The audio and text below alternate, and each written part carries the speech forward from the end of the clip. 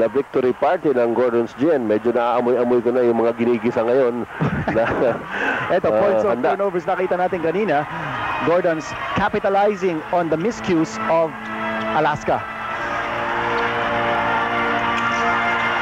Kevin Holland, inside.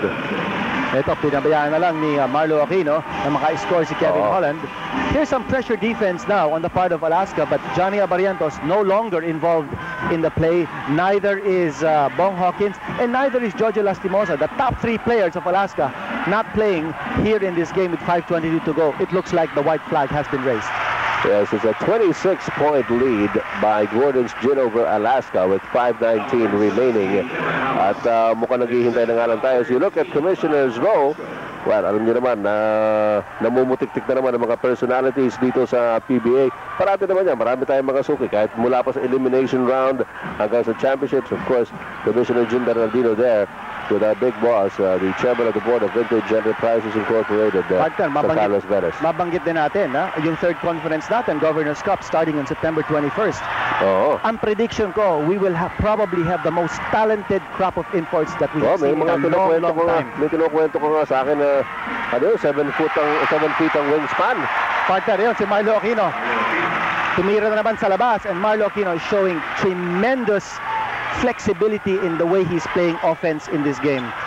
Sabi nga ni Coach Tim Con, aminado siya na that he's the great equalizer now sa PBA. It's probably the most impactful players offensively and offensively dito sa PBA ngayon. Well, nabagit natin yung third conference partner. Yung top goalie import na si Byron Houston, NBA veteran, first round draft choice ng Chicago Bulls in 1992 with a wingspan of 84 inches. Kalahin nyo, that's 7 feet. 7 feet ang wingspan ni Byron Houston. Magaling siguro sa patintero yan. Kevin Holland. And finally making the shot from the outside. Ang Gordon's Gin naman, ang kanilang import, well, nandito na, no? He's been here since June 30, si Pernell Perry. Pero meron din silang import waiting in the wings, no? MVP ng Australian League, Leon Trimmingham ng Briarcliff College. Leon Trimmingham, yan naman ang waiting in the wings. Gordon's is not taking any chances para sa third conference. Anyway, dito po, 95-69, 26 pa rin ang abante ng Gordon's Gin over Alaska. Kevin Holland, left-handed layup, ayaw pa rin, no? Ayaw pa rin. Yun, si Kevin Ramas. Kevin Ramas. Partner, those are the offensive woes ni Kevin Holland. Sabi nga nila, kung minsan daw hindi na nakakatulog ito si Kevin Holland at iniisip na si Marlo Aquino. Eh kung nakakatulog naman siya, nightmare naman ang aabutan niya. Marlo Aquino din. Baka naman mabangungot pa siya ron. Marlo Aquino, good turn. Nilabas kay Gayoso for the three. Hey! Lako! Talaga naman. When it rains, it pours. And you ask the question with 3:17 to go. Papasok ba yung dalawang Jaworski o hindi? Well, nasabi mo kanina yung white flag of surrender. Coach Tim Con is now preparing to field si Michael Otto.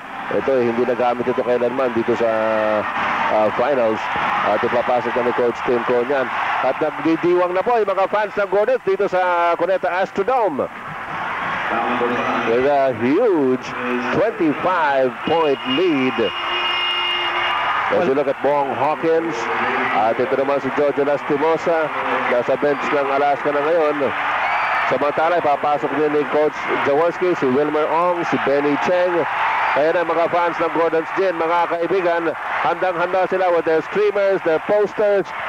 At nagbubunyi na po ang mga tagahanga ng Gordon's Gin. At gayon din, mga player, panay ang high five ng mga players ng Gordon's Gin. Boyet Fernandez into the front court.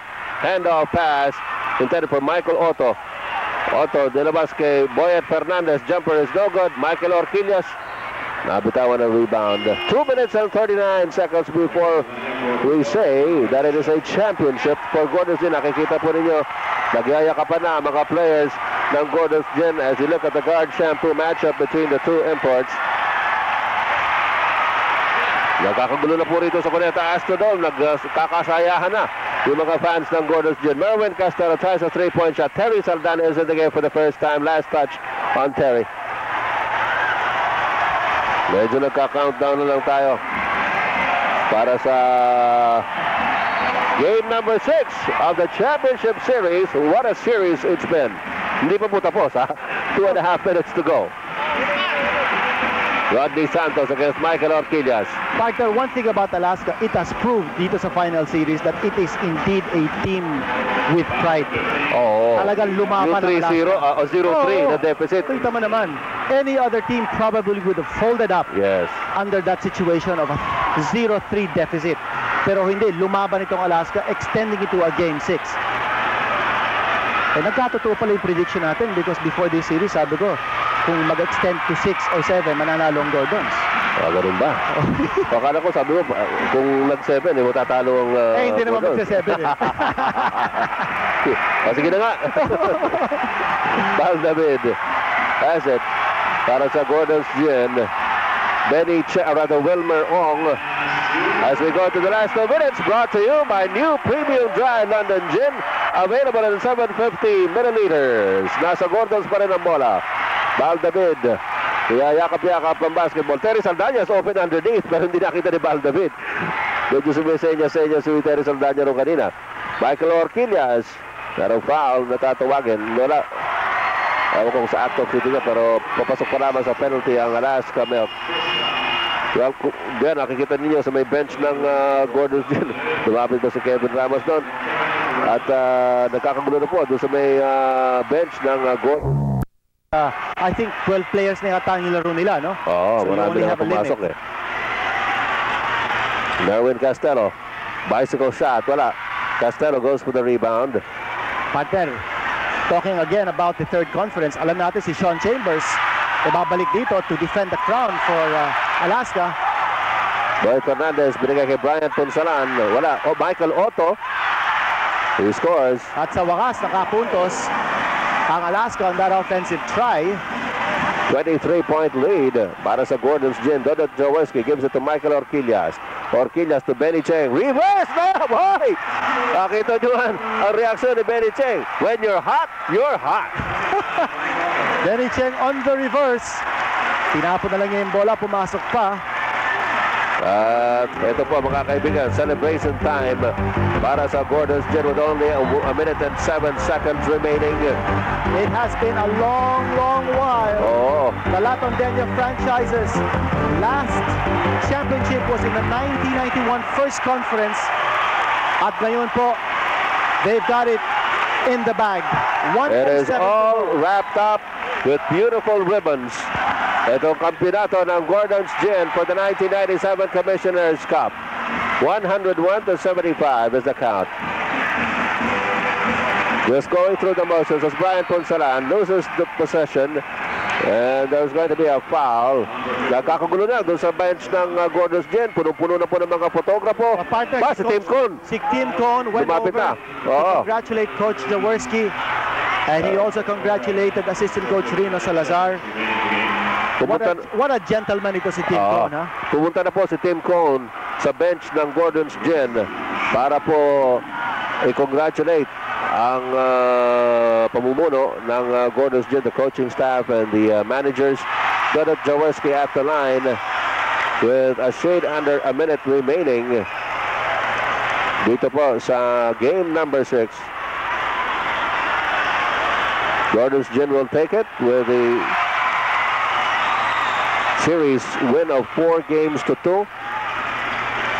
Boyet Fernandez to Brian Punsalan. Underneath, Punsalan scores.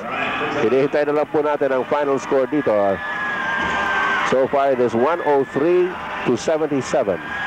Pero pag-usapan pa natin yung ibang mga imports going to play in the third conference as we see this layup of si Boyet Fernandez. Si Boyet Fernandez, nakulat yata ni Saldaña. Nadiinan pa ni Terry Saldaña si Boyet Fernandez. At hindi na tinatawagan ng referee yung mga contact, and Orquillas has scored. Well, Mobiline, for instance, dinala nila si Willie Sims, their import from the University of Wisconsin, pero pinauwi na nila si Sims just last Thursday because of a high blood pressure condition. At ngayong gabi, dumating na ang kanilang panibagong import ng Mobiline, Artemus McClary.